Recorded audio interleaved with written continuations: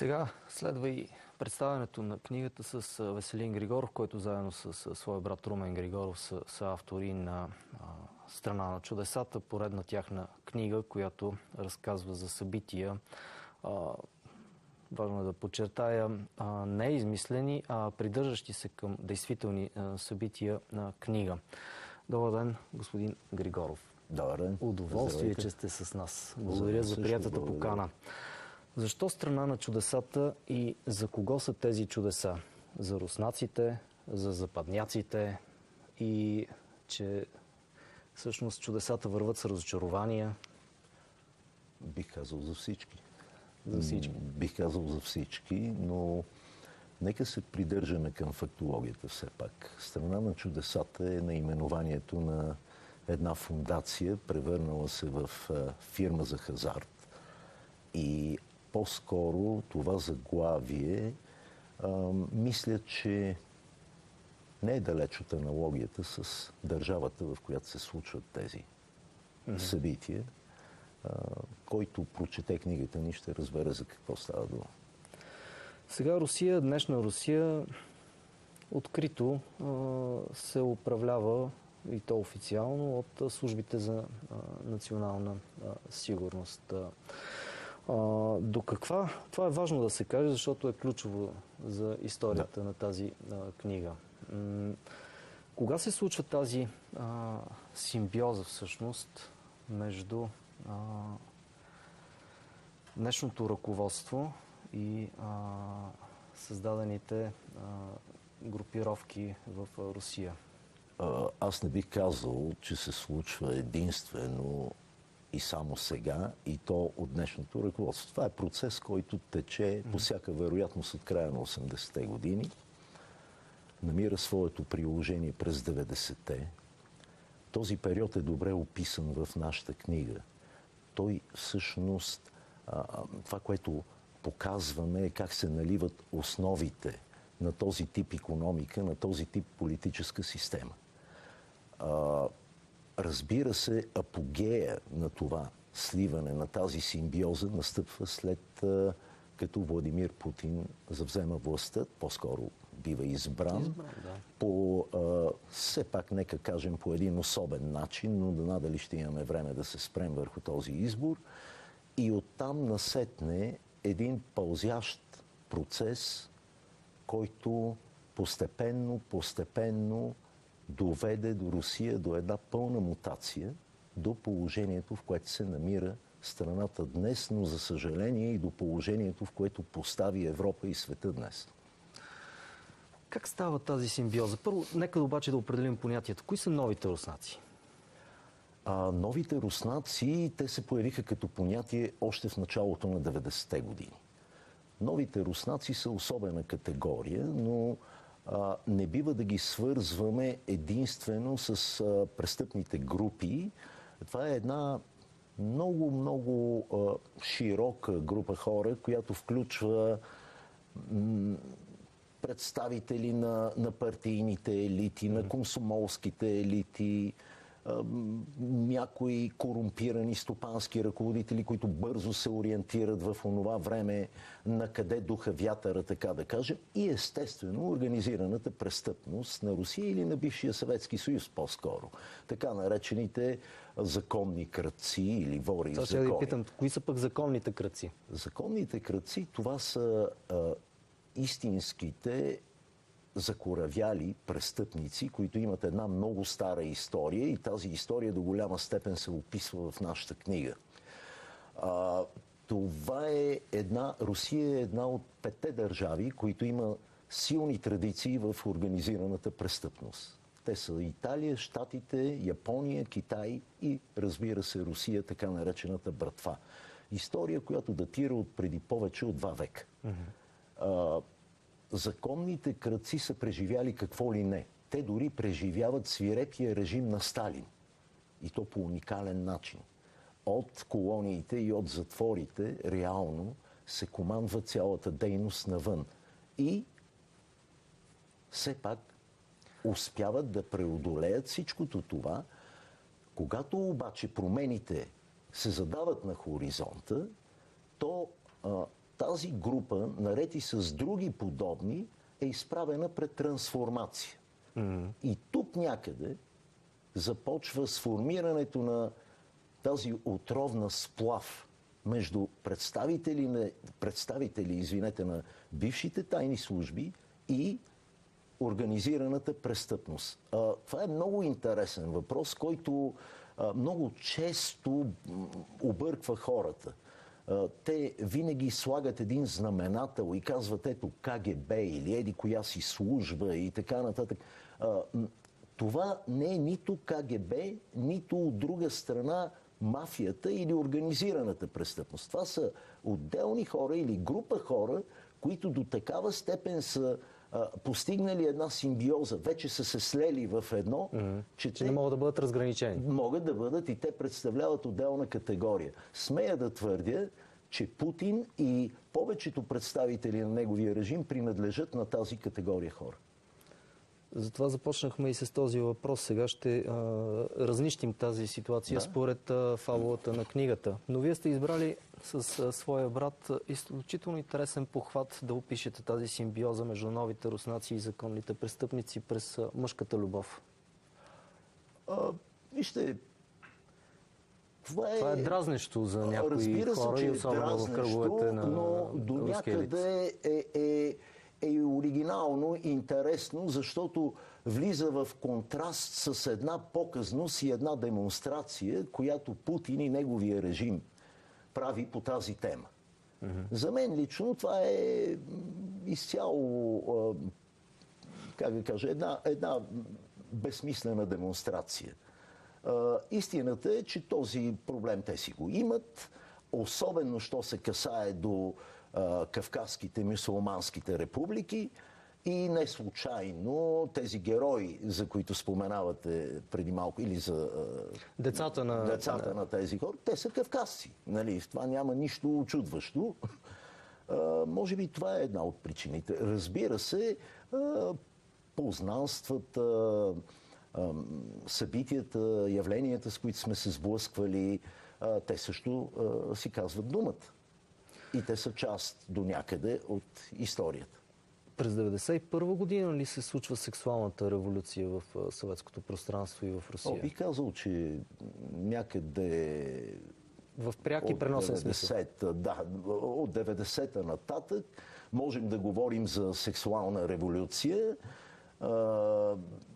Това е съвсем естествено, тъй като предишната система беше изключително рестриктивна. Имаше едно голямо табу върху всичките тези въпроси. Изведнъж с падането или по-скоро с отместването на завесата, всичкото това избоя в един момент. Но, както виждате и от романа ни, все пак то много плахо засяга хората с различна ориентация, така да кажем. Има важен принцип, който е споменат и е в пряка реч на един от главните действащи лица в романа, е всъщност един принцип за безнаказаността. Всичко, което вие ще ми помогнете, е разрешено, стига да не е забранено, а то нищо не е забранено. Нищо не е забранено. Това е принцип, който ми се струва, че действа на територията точно на постсъветска Русия. Но в каква степен този принцип се изнася извън пределите на Русия? Говоря за това доколко всъщност така наречените западняци успяват да приемат тези нови руснаци. Или да устоят. Или да присвоят някои от техните маниери на поведение. Има ли безнаказаност извън на Русия? Не. Не можем да правим такъв паралел. Няма как да има безнаказаност, но те се съобразяват с това нещо, разбира се. Що се касае до тази безнаказаност, нека тук да обърнем внимание, че тя се отнася по-скоро за 90-те години. Оттам насетне, когато започна да се прилага принципа на твърдата ръка, нещата вече не стоят по този начин. Няма я тази масова безнаказаност, но има една дозирана безнаказаност, селективна. Тоест, ако ти си близко до вожда, ако ти си близък на самата клика, която управлява, тази безнаказаност те подминава от всякъде. Но ако има нещичко, което би могло да постави под въпрос твоята лоялност, то тогава няма безнаказаност. Да. Тогава става страшно. Но извън пределите на Русия, разбира се, това нещо не може да се вихри по този начин. Те го разбират и мисля, че се съобразяват с него, въпреки че непрекъснато се правят опити в това отношение. На провокации. Да, разбира се. Но там се действа, според мен, на едно по-друго, на по-високо ниво и по завуалиран път, а не открито. А кое е тъй като има и направен паралел за това, че все пак се изпитва някакъв страх от тези нови руснаци, но все пак е важно да не бъде загубено и парите им. Тоест, страда ли Запада от вижте, тук не трябва да бъркаме епохите. Нали, новите руснаци са продукт на 90-те. Всичкото това вече премина през една трансформация. Ние говорим за така наречените олигарси. Да. Нещо, което е доста по-различно. Разбира се, че го има това, което го казвате. И мисля, че то е видимо в нашата книга. Ние сме го описали добре. Има го този момент. От една страна усещаш, че се замесваш с нещо, което е опасно, което е тъмно, което може да ти донесе беди. От друга страна обаче алчността неминуемо те подтиква да посягаш все повече и повече натам. И някъде тук между тази душевна борба, между алчност и страх, за съжаление на мен ми се струва, че през последните 10 години превес взимаше алчността. Тогава кой промени повече? Западняците, руснаците или руснаците, западняците? Трудно е да се отговори на този въпрос. Едно е сигурно, че ако някой има превес, то те са руснаците. Западняците, за съжаление, не успяха да променят руснаците. Или поне в огромната им част. Най-вече възрастните поколения, тези на средна възраст и така нататък. А как гледат на всичките тези събития, които са описани в романа "Дисидентите", които бягат от Съветският съюз, на техните сънародници, които се развихрят? И каква е ролята на тези дисиденти? Вижте, тези дисиденти, когато описваме тези събития, ние сме стъпили на реални факти. Не е тайна, че една част от тях си оставят дълбоко свързани с съветските тайни служби. След промените, както сме казали и тук в романа, много от тях изпадат в безтегловност, не знаят всъщност коя е тяхната родина, на кого служат, но тъй или иначе има едни хора, които много добре знаят на кого служат, държат цялата информация за тях и връзка с тях. Така че това масово преселение, което се извърши най-вече през 70-те години, но и частично 80-те предимно на съветски евреи, както и на множество други дисиденти, естествено, че криеше своите рискове и немалка част от тях си оставаха свързани с службите по някакъв начин. Но това нещо го разбраха по-късно. Слава Богу, че го разбраха все пак. Да. И добре, да се върнем сега към началото на разговора. Как всичките тези събития всъщност организираха управлението на днешна Русия? И после имам един завършващ въпрос, който е свързан с този. Постепенно, поетапно, пълзящо, бих казал. Целенасочено? Крачка по крачка. Най-вероятно целенасочено, още от самото начало, но постепенно, поетапно. Някъде до към 2006-2007 година всичко това беше безкрайно размито. Да не говорим, че господин Путин и неговите хора бяха едва ли не герои западния свят, в западните медии и т.н. Не веднъж попадаше в корица на Таймс за най-влиятелен човек в света. Не само в целият този ентертеймент, в, да кажем така, масовите медии, популярни, всякакви други, но някъде след речта в Мюнхен ги смрази. Нали? Тогава чуха неща, които за първи път, за които за първи път чуват, и оттам насетне червената лампичка започна да мига перманентно през година-две по най-различни поводи, но за съжаление тези хора явно не си взеха бележка. Така полека-лека стигнахме до това, което е днес. Мисля, че най-силно червената лампичка светна след анексията на Крим.